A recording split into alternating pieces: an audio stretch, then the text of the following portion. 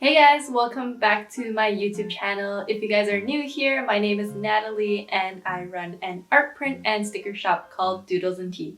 So today I thought I'd talk about one of the videos that a lot of people have been asking me about and have requested, and that is all about shipping on Etsy. I decided to just probably make an Etsy 101 series and I'll put it all into a playlist, and I will leave that in the description box for you guys to check out as well. So if you guys are curious about more things about Etsy in the future, remember to like this video and to subscribe for more. And enough talking, let's just get into the video. So on Etsy, there are two ways to set up your shipping. There is a way where Etsy says they recommend, which they will calculate everything for you. And then there is another way where you calculate your own shipping price for each item. So first, let's talk about the one that Etsy recommends, which is them calculating your entire shipping cost for you, so you don't have to go through the trouble of doing that. So basically you just put in the size of your parcel and Etsy will calculate based off the dimensions and the weight of it how much your postal rate would charge. And because Etsy is in collaboration with some of the postal offices, they offer you a lower shipping rate. And basically with this lower shipping rate, you can purchase a shipping label off of Etsy, which I will talk about later on in this video, and it will be cheaper for you to buy this label through Etsy than to go mail it out at your post office yourself. Now I talked about in this video, I hope I'm pointing in the right direction. I'm probably not, but I mentioned in a previous video why I don't use the recommended setting anymore. Long story short, if you use the recommended setting that Etsy sets, it's actually charging you a shipping price per item that a buyer purchases off of your store instead of having one shipping price for the entire transaction. And yes, I ran into this problem when people started buying more than one item in my store because I wasn't sure why the total was coming up to so much when people would be buying it. And turns out it is because Etsy was charging the shipping price per item. Especially now since I sell smaller art prints and stickers, I really don't need that big of an envelope to mail everything in. So personally, I just don't use the recommended setting anymore, and I don't mind writing out the address on each letter or envelope.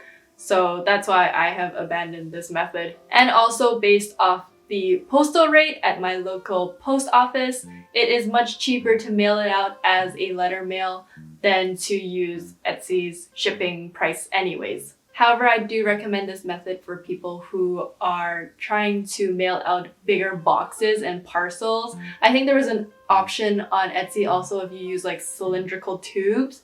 I think that if you guys are using those kind of packaging to mail out your items and people are probably only going to buy one item per transaction, then I would recommend you guys just to go with the recommended setting. Wow, that's a lot of words.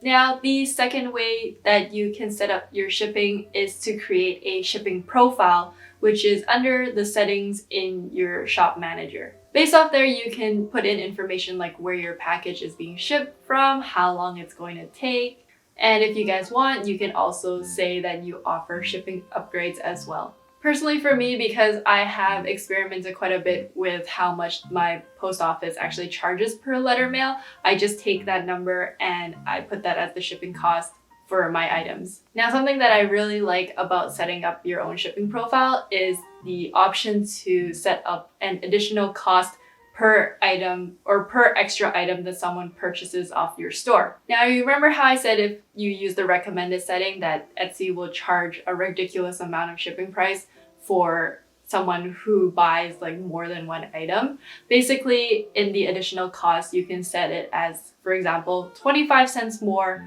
50 cents more for every additional item that someone purchases. Because if someone purchases more than one item, the weight of your package will increase, therefore your shipping rate will increase overall anyways. Once you have your shipping profile created, when you guys set up a listing, you will see under shipping, your profile will be there. You just click it and you are good to go. However, I will let you guys know that if someone purchases two items that are from different shipping profiles, the additional cost doesn't add up like that because they are two different profiles. Let me use an example so that it's a bit easier to understand. So in my case, because we have art prints and stickers, if someone bought one art print, which the base shipping price is $2, and a sticker pack where the base shipping price is $1, and let's say additional cost for both is 50 cents. If people bought one of each, they're actually being charged $3 for shipping because the base for art prints was $2 and the base for stickers is $1. However, if someone bought 2 sticker sheets, they would be charged $1.50 because they would have the base price of $1 and then the additional cost of 50 cents, so your shipping is $1.50. I really hope that makes sense. If you guys have any more questions about that, feel free to leave it in the comments below. So as I mentioned earlier, for calculating shipping prices by myself, I usually just take the amount that my local post office charges for letter mail, and I use that as my shipping price. There's usually a calculator on your local post office's website where you just enter the dimensions and the weight of your package, and they will give you a rough estimate of the price based off how fast you want it to be shipped as well. If you guys want, you can also round it up to the nearest 50 cents so that it looks a bit nicer on your listing. I don't know if you guys really care about how that looks, but if you do, that is also something you guys can do.